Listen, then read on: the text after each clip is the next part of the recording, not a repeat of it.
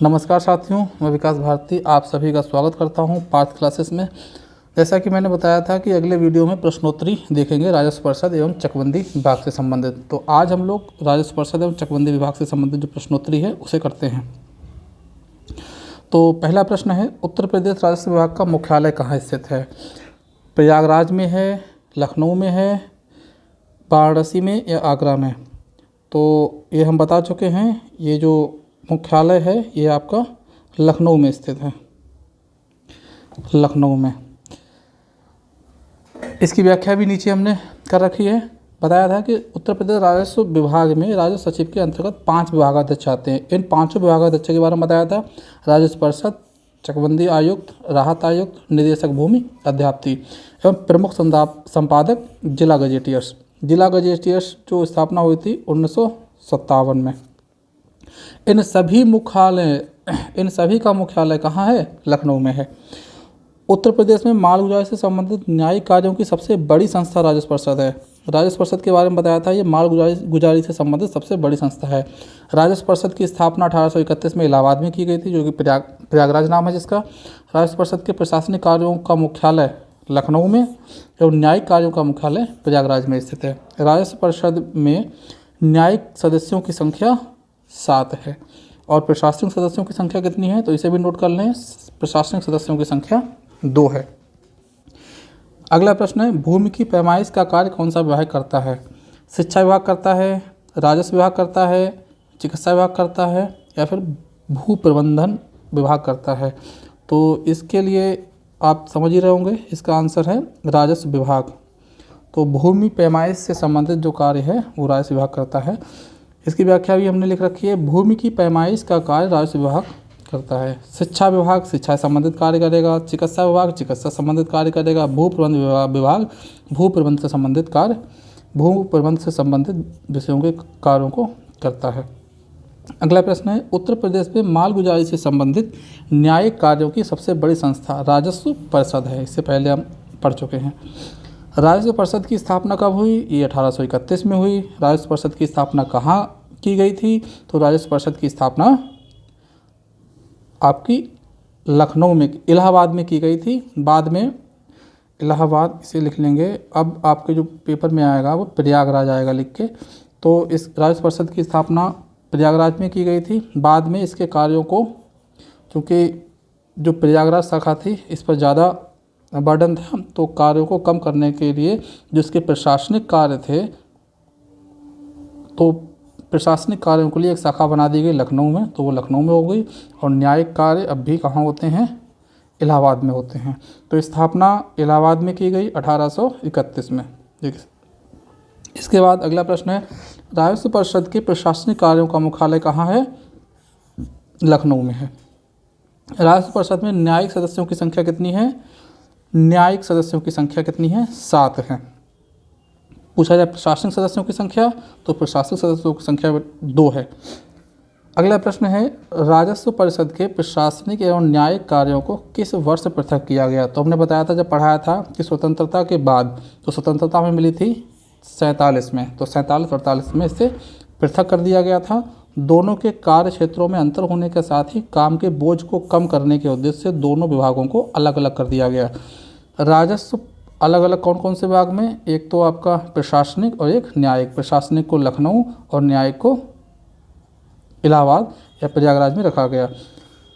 राजस्व परिषद के अंतर्गत 19 अनुभाग आते हैं और 19 अनुभाग और 14 प्रकोष्ठ राजस्व परिषद के अंतर्गत, राजस्व परिषद की जो प्रशासनिक शाखा है उसके अंतर्गत, और जो न्यायिक शाखा है उसके अंतर्गत 2 अनुभाग हैं। तो ये भी जानकारी नोट कर लेंगे। राजस्व परिषद के अनुभागों की कुल संख्या कितनी है? 19। वृक्षारोपण एवं बंजर भूमि विकास राजस्व परिषद के किस अनुभाग के अंतर्गत आता है? तो ये है अनुभाग 2। याद कीजिए, जब हमने अनुभाग पढ़ाए थे तो उसमें बताया था कि जो पहला अनुभाग है, अनुभाग प्रथम, तो उसे एक ट्रिक के माध्यम से बताया था। इसमें हम क्या करते हैं, सबसे पहले एक गांव को बसाते हैं, यानी कि ग्राम का सृजन। पहले में आएगा ग्राम का सृजन, और ये गांव कहाँ पर बसता है? भूमि पर बसता है। तो भूमि व्यवस्था से संबंधित जो कार्य हैं वो भी अनुभाग 1 में होंगे। भूमि को हम जमीन भी बोलते हैं, तो जमींदारी व्यवस्था से संबंधित जो कार्य हैं वो अनुभाग 1 में आएंगे। जब हमारा गांव बस जाएगा तो उसके पर्यावरण के लिए हम क्या करेंगे? वृक्षारोपण करेंगे। और वृक्षारोपण किस अनुभाग के तहत होता है? अनुभाग 2 के तहत। इसी के साथ साथ बताया था ये वृक्षारोपण हम कहाँ करते हैं? ऊसर बंजर भूमि पर करते हैं। तो ऊसर बंजर भूमि का आवंटन जो होता है, ऊसर बंजर भूमि का आवंटन भी अनुभाग 2 के द्वारा होता है। इसके साथ में ही बताया था कि ग्राम सभा की भूमि पर किसी अनाधिकृत व्यक्ति का अगर कब्जा है तो वो कब्जा हटवाने का कार्य भी अनुभाग 2 के द्वारा किया जाता है। इसके बाद जो ग्राम सभा को आय प्राप्त होती है वो किसके माध्यम से? मेला, हाट, बाजार, तालाब आदि के माध्यम से जो ग्राम सभा को आय प्राप्त होती है उसकी भी देखभाल अनुभाग 2 के तहत ही की जाती है। अनुभाग 3 के बारे में बताया था हमने कि अनुभाग 3 में क्या होता है? अनुभाग 1 से लेकर 14 तक जितने भी अनुभाग हैं उन सबसे संबंधित कार्य अनुभाग 3 में किया जाता है। अनुभाग 4 में बताया था कि जब ये हमारा अनुभाग 2 के तहत वृक्षारोपण हो जाएगा, ऊसर बंजर भूमि पर जो का आवंटन हो जाएगा, भूमि पर किसी का कब्जा है तो उसे दिलाने का कार्य हो जाएगा। और एक बहुत महत्वपूर्ण काम था LMC यानी कि लैंड मैनेजमेंट कमेटी, इसे हिंदी में बोलते हैं भूमि प्रबंधन समिति के कार्यों की जो देखभाल है वो भी अनुभाग 2 के द्वारा होती है। इसके बाद बताया था जो अनुभाग 4 है तो अनुभाग 4 में वित्त आयोग को सूचना प्रदान संबंधी कार्य जो होता है 4 में होता है। भूमि अभिलेखों का सबसे महत्वपूर्ण अनुभाग 4 में आता है कि भूमि अभिलेखों का सुदृढ़ीकरण, कंप्यूटरीकरण एवं आधुनिकीकरण अनुभाग 4 के अंतर्गत होता है। लेखपाल प्रशिक्षण संस्थान की स्थापना वो इसी के अंतर्गत होती है। इसके अतिरिक्त 4 में और क्या क्या होता है? 4 में हमने बताया था मंडल, जिला, तहसील से संबंधित कार्य जो हैं, मंडल, जिला, तहसील से संबंधित कार्य अनुभाग 4 के तहत होते हैं। लेकिन मंडल, जिला, तहसील और क्या है? तहसील लोक का सृजन ये अनुभाग 5 के अंतर्गत होगा। अन्य भी अनुभाग 5 के कार्य हैं। जैसे हम बात करें कि मंडल, जिला, तहसील का सृजन के बाद में जो इनके भवन निर्माण होंगे उनके लिए जो भूमि का अर्जन यानी भूमि उपलब्ध करवाने का कार्य भी अनुभाग 5 का ही होता है। सर्वे ऑफ इंडिया द्वारा जो मैप बनाया जाता है, सर्वे ऑफ इंडिया के द्वारा उसका प्रमाणीकरण भी अनुभाग 5 के द्वारा ही होता है। नीचे लिखा भी है वृक्षारोपण एवं बंजर भूमि विकास कार्यक्रम राजस्व परिषद के अनुभाग 2 के अंतर्गत आता है। वृक्षारोपण और बंजर भूमि विकास कार्यक्रम, इसके तहत वृक्षारोपण कार्यक्रम को संचालित किया जाता है। अनुभाग 5 के अंतर्गत अंतर प्रांतीय, अनुभाग 5 के अंतर्गत अंतर प्रांतीय सीमा विवादों का निपटारा किया जाता है। ये मुख्यतः भूमि से संबंधित विवाद होते हैं। राजस्व परिषद अनुभाग 8 के अंतर्गत चकबंदी संबंधित कार्य होते हैं। अनुभाग 8 के अंतर्गत चकबंदी संबंधित कार्य होते हैं। राजस्व परिषद अनुभाग 11 के अंतर्गत कृषि विपदाओं से संबंधित सूचनाएं इकट्ठा करने का काम किया जाता है। प्रश्न नंबर 11 है अंतर प्रांतीय, यहाँ पे होगा अंतर प्रांतीय सीमा विवादों का निपटारा राजस्व परिषद के किस अनुभाग के द्वारा के अंतर्गत आता है? तो ये हो जाएगा अनुभाग 5 के अंतर्गत। हम लोगों ने इससे पहले जो पढ़ी थी व्याख्या इसमें लिखा हुआ है कि अंतर प्रांतीय सीमा विवादों का निपटारा। इसके बाद राजस्व अनुभाग 8 का संबंध निम्नलिखित में से किससे है? तो 8 का संबंध किससे है? चकबंदी से है।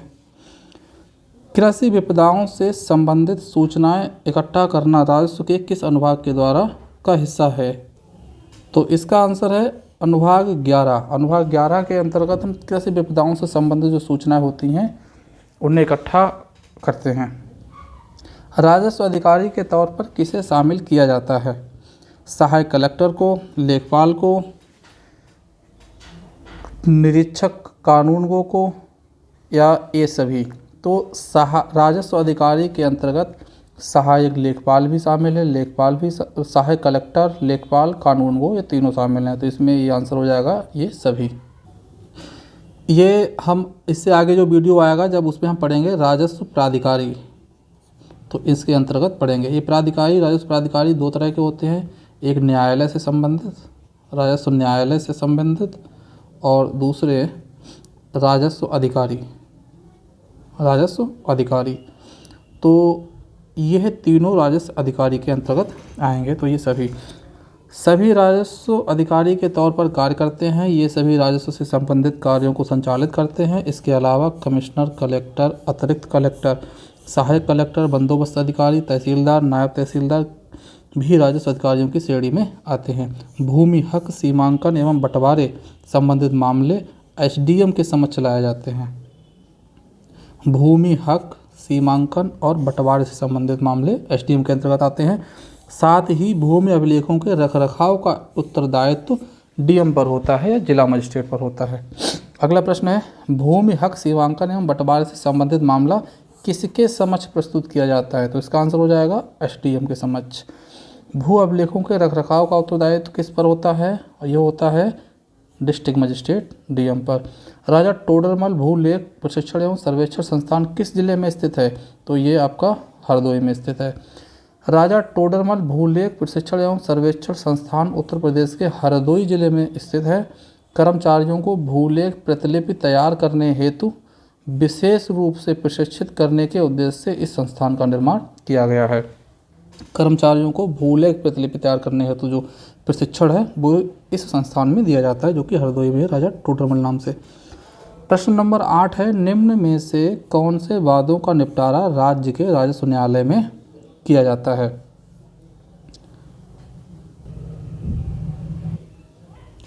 निम्न में से कौन से वादों का निपटारा राज्य के राजस्व न्यायालय में किया जाता है?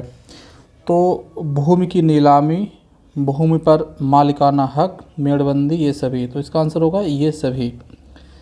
उत्तर प्रदेश में राज्य में कुल 2651 राजस्व न्यायालय हैं। यहाँ पर थोड़ी सी डाउट है, क्योंकि जो पुरानी किताब हैं, बुक्स हैं, उसमें 2333 न्यायालयों के बारे में बताया गया है, और घटना चक्र जो किताब है इसमें 2651 न्यायालयों के बारे में बताया गया है। लेकिन जब उत्तर प्रदेश की राजस्व साइट पर जाके सर्च करेंगे राजस्व न्यायालयों की संख्या, तो वहाँ पर 2700 लिखी हुई है।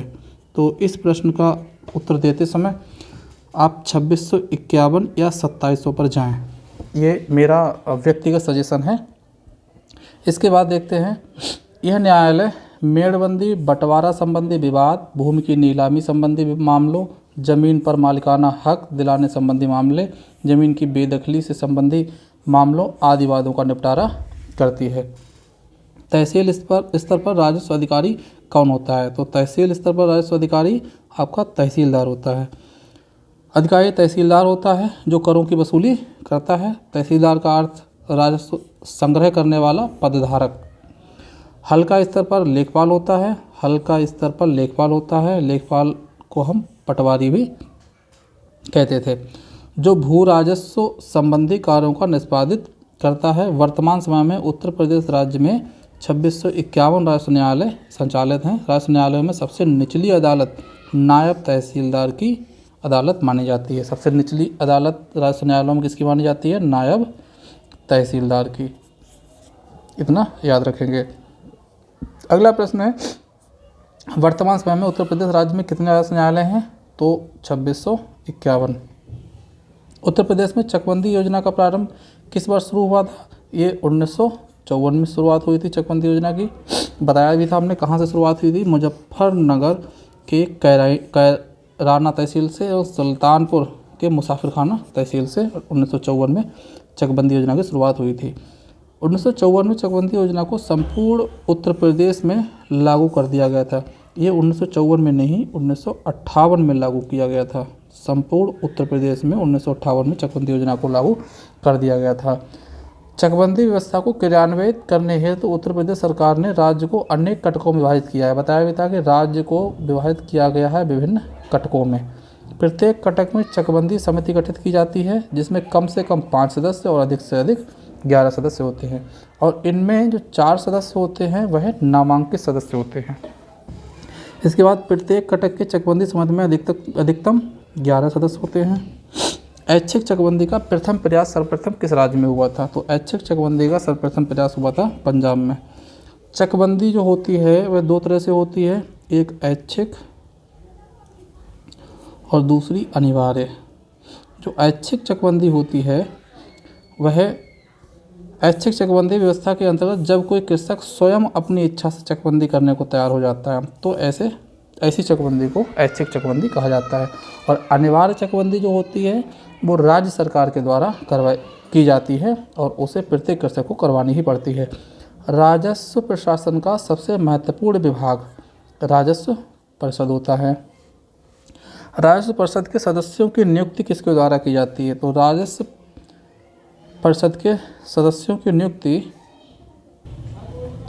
केंद्र सरकार के द्वारा की जाती है, राज्य सरकार के द्वारा की जाती है, मंडलायुक्त द्वारा या इन सभी के द्वारा।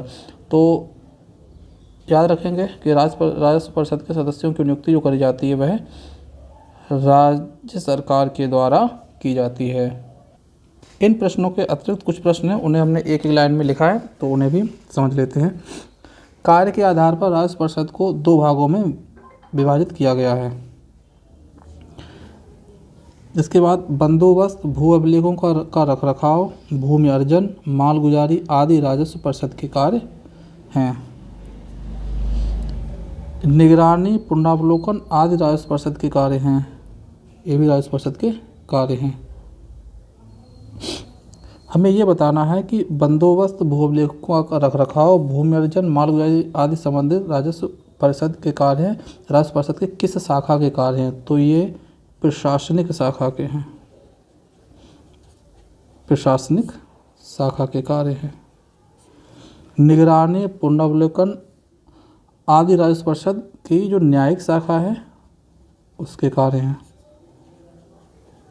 न्यायिक शाखा इलाहाबाद की है, या इसे हम बोलें तो प्रयागराज कह सकते हैं, प्रयागराज में है, जिसमें 2 अनुभाग हैं। और प्रशासनिक शाखा लखनऊ में है, इसमें 2 अनुभाग को 19 अनुभाग हैं, ये इसके 19 अनुभाग और 14 प्रकोष्ठ हैं। राजस्व निरीक्षक तथा लेखपाल किसके अंतर्गत आते हैं? तो राजस्व निरीक्षक तथा लेखपाल जिलाधिकारी के अंतर्गत आते हैं, जिलाधिकारी के अंतर्गत। अगला प्रश्न है, अभिलेख क्रियाएं तथा सर्वेक्षण किसके अधीन होती हैं? तो अभिलेख क्रियाएं तथा सर्वेक्षण किसके अधीन होती हैं? ये होते हैं राजस्व परिषद के अधीन, ये राजस्व परिषद के अधीन होते हैं। राजस्व परिषद के अधीन सर्वेक्षण और अभिलेख क्रियाएं किसके द्वारा संचालित की जाती हैं? तो ये सहायक अभिलेख अधिकारी द्वारा, सहायक अभिलेख अधिकारी द्वारा संचालित की जाती हैं। कौन सी क्रियाएं? अभिलेख क्रियाएं, सर्वेक्षण और अभिलेख क्रियाएं। राजस्व परिषद के न्यायिक सदस्य द्वारा राजस्व संबंधी विवादों का निस्तारण किस अधिनियम के अंतर्गत होता है? तो याद रखेंगे कि उत्तर प्रदेश जमींदारी उन्मूलन एवं भूमि सुधार अधिनियम के अंतर्गत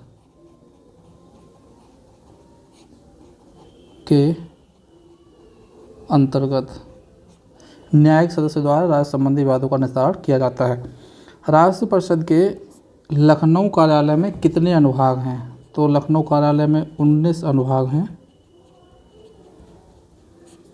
और 14 प्रकोष्ठ हैं, इसे भी याद रखेंगे। राष्ट्र परिषद के इलाहाबाद कार्यालय में कितने? तो इलाहाबाद कार्यालय में 2 अनुभाग हैं।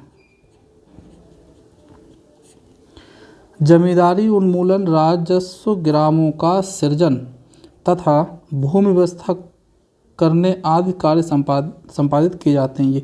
ये अनुभाग 1 में संपादित किए जाते हैं। तालाबों जल प्रणालियों से होने वाले ये होगा आय, ये मिसप्रिंट है, आय व्यय। ग्राम सभाओं के हाट बाजार मेले आदि से संबंधित कार्य किस अनुभाग में किए जाते हैं? बताया था ये अनुभाग 2 में किए जाते हैं। ग्राम सभा द्वारा आवंटित भूमि पर कब्जा दिलाने से संबंधित शिकायतों का निस्तारण अनुभाग, ये भी अनुभाग 2 में किए जाते हैं।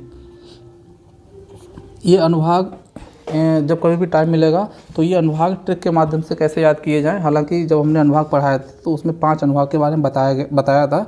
वीडियो ज़्यादा लंबा हो रहा था इसलिए हमने उसे वहीं पे छोड़ दिया था। तो इसके लिए अलग से एक वीडियो बना देंगे ट्रिक के माध्यम से कैसे तैयार किया जाए, आसानी से आप याद कर लेंगे। अगला प्रश्न है वृक्षारोपण कार्यक्रम ऊसर बंजर भूमि ग्राम पंचायत में निहित भूमि से संबंधित कार्य, ये भी अनुभाग 2 में होते हैं। वित्त आयोग को सूचना किस अनुभाग के द्वारा दी जाती है? तो वित्त आयोग को जो सूचना है वह उपलब्ध कराई जाती है अनुभाग 4 के द्वारा। अनुभाग 4 के द्वारा वित्त आयोग को सूचना उपलब्ध कराई जाती है। सभी जिलों में भू अभिलेखों के सुदृढ़ीकरण करने का कार्य किस अनुभाग के द्वारा होता है? तो सुदृढ़ीकरण भी अनुभाग 4 के द्वारा होता है। सुदृढ़ीकरण हो, कंप्यूटरीकरण हो या आधुनिकीकरण हो, ये तीनों कार्य अनुभाग आधुनिकीकरण, ये तीनों कार्य अनुभाग 4 के अंतर्गत किए जाते हैं भू अभिलेखों के। इसके आगे प्रश्न है सर्वे ऑफ इंडिया द्वारा बनाए जाने वाले नक्शों में प्रदर्शित सीमांकन एवं प्रमाणीकरण का कार्य किस अनुभाग के द्वारा होता है? ये अनुभाग 5 के द्वारा। नए मंडल जनपद तहसीलों के सृजन संबंधी मामले किस अनुभाग में होते हैं? ये भी अनुभाग 5 के अंतर्गत होते हैं। विभिन्न विभागों को राजस्व विभाग की भूमि उपलब्ध कराए जाने तथा मंडल जिला तहसीलों के भवनों के निर्माण के लिए भूमि के अर्जन का कार्य भी अनुभाग 5 का ही होता है। भूजल भूमि रेलवे की अतिरिक्त भूमि का बंदोबस्त आदि कार्य किस अनुभाग में किए जाते हैं? यह कार्य अनुभाग 6 के अंतर्गत किए जाते हैं। अनुभाग 6।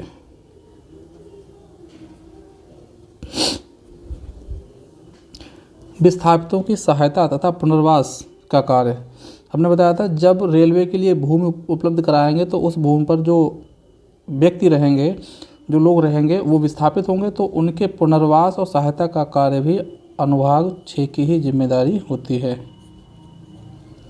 राजस्व अनुभाग 8 के द्वारा कौन से कार्य संपादित? चकबंदी संबंधित कार्य जो होते हैं वो 8 के द्वारा होते हैं।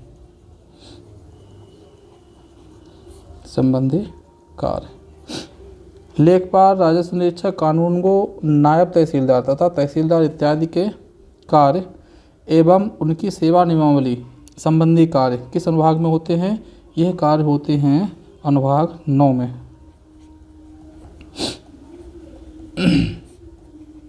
सेवा एवं नियमावलियों से संबंधित कार्य जो होता है अनुभाग 9 है। खेतों की हदबंदी, दाखिल खारिज, कृषि गणना, बंटवारा संबंधी कार्य, ये अनुभाग 9 के अंतर्गत होता है। जिला बाढ़ नियंत्रण, आपदा सहायता कार्य, ये अनुभाग 10 के अंतर्गत होता है। सेवा नियमावली से संबंधित कार्य 9 में है। बाढ़ यानी कि आपदा से संबंधित जो कार्य होंगे उनकी सहायता कार्य जो होते हैं वो 10 में होते हैं। इसके बाद मौसम और कृषि की दशा संबंधी रिपोर्ट। अग्नि दुर्घटना के कारण हुई जो क्षति होती है, शीतलहर, पाला के समय निगरानी, सूखा के कारण जो क्षति, भुखमरी से क्षति होती है, इनसे संबंधित जो कार्य होते हैं वह अनुभाग 11 में होते हैं। परिवार नियोजन, ये बहुत महत्वपूर्ण। परिवार नियोजन का समन्वय, वार्षिक कार्य योजना का समन्वय, 20 सूत्री कार्यक्रमों का समन्वय, ये अनुभाग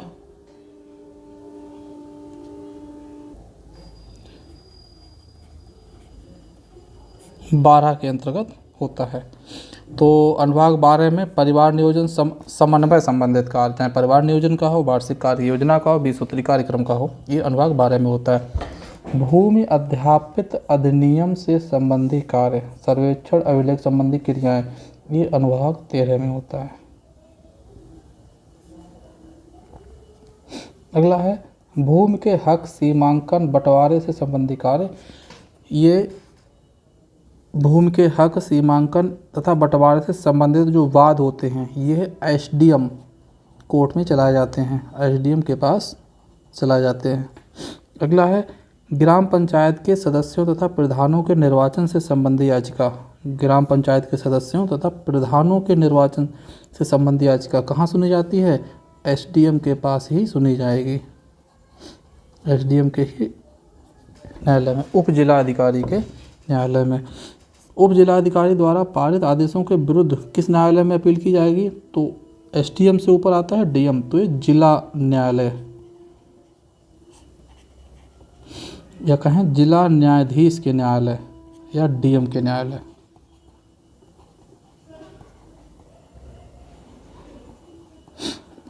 न्यायालय में जिले में शांति व्यवस्था बनाए रखने का उत्तरदायित्व डीएम का होता है। जिले में शासन के प्रतिनिधि के रूप में कार्य करता है, ये भी डीएम या जिला अधिकारी, डिस्ट्रिक्ट मजिस्ट्रेट। अगला है तहसील में जिलाधिकारी के प्रतिनिधि के रूप में कार्य करता है, तहसील में करता है एसडीएम। क्या होता है कि जिले में शासन के प्रतिनिधि के रूप में डीएम कार्य करता है, फिर इसके नीचे आती तहसील, तो तहसील में डीएम के प्रतिनिधि के रूप में एसडीएम कार्य करता है।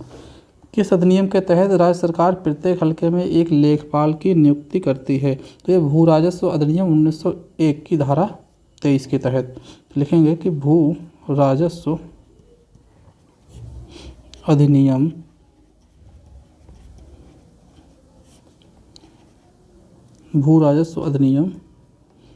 1901 की धारा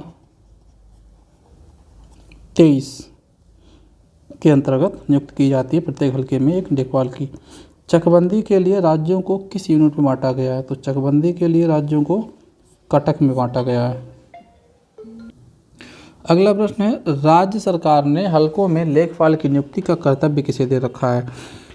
तो राज्य सरकार ने हलकों में लेखपाल की नियुक्ति का कर्तव्य, हालांकि यह जो राज्य सरकार लेखपाल की नियुक्ति का जो कर्तव्य है ये राज्य सरकार का है, लेकिन राज्य सरकार ने ये अपना कर्तव्य दे रखा है परगना अधिकारी, सहायक कलेक्टर को। सहायक कलेक्टर को हलके में लेखपाली नियुक्ति का कलेक्टर कर्तव्य दे रखा है। चकबंदी समिति में नामांकित सदस्यों की संख्या कितनी होती है? तो चकबंदी समिति में नामांकित सदस्यों की संख्या 4 होती है। चकबंदी आयुक्त संचालक किस अधिनियम के तहत चकबंदी प्रक्रिया को संचालित एवं नियंत्रित करता है? तो यह है उत्तर प्रदेश जोत चकबंदी अधिनियम।